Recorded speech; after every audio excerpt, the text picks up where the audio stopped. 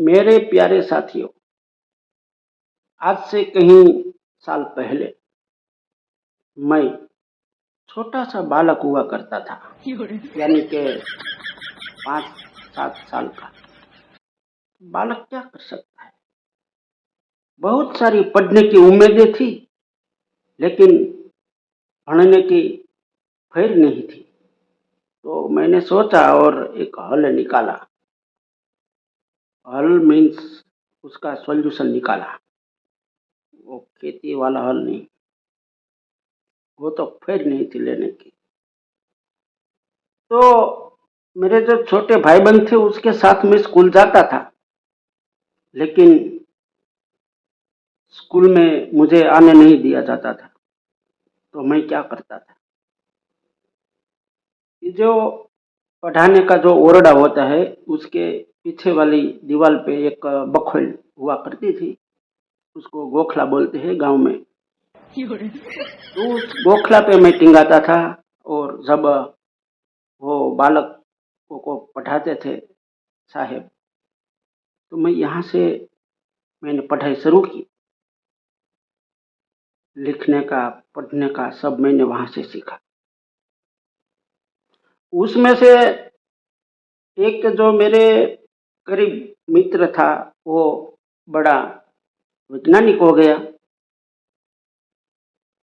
उसके पास से मैंने ये जाना कि ये जो कोलसा है, आजकल तो यहाँ बहुत सारे धंधे होते हैं उसका। तो काले कोलसे और डायमंड हीरा, उसकी जो भौतिक संरचना है वो मिलती है, मिली जुली होती है, एक ही तरह की होती है, लेकिन उसकी जो मजबूताई है उसमें फर्क पड़ता है।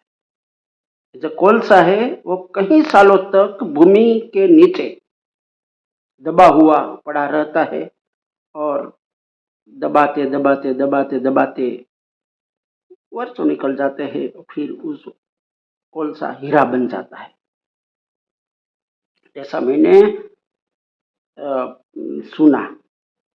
तो मेरे सोचने में ये बात आई कि हम ऐसा मशीन क्यों ना निकाले कि इस कोलसे को इस मशीन में डाले और उसके ऊपर दबाव डाले और डाले और डाले और डाले, तब तक दबाव डाले कि हीरा जो कोलसा है वो हीरा न हो जाए। तो अगले 100 साल में, अगली सदी में हर गांव में, हर घर पे ऐसा मशीन तो दिया जाए, तो अबाल वृद्ध सबके पास ऐसा मशीन होगा, और इस कोलसे को हीरा बनाएंगे और उसका ट्रांसपोर्ट हम फॉरेन कंट्री यानी कि विदेश में करेंगे। तो इसी तरह से हर गांव हमारा समृद्ध होगा, और हमारे देश का जो समृद्धि का झंडा है वो सारे विश्व में लहराए। ऐसी मेरी सोच है। अगले कई सालों तक उस पर हम सोचते रहेंगे, ये मेरा वादा है।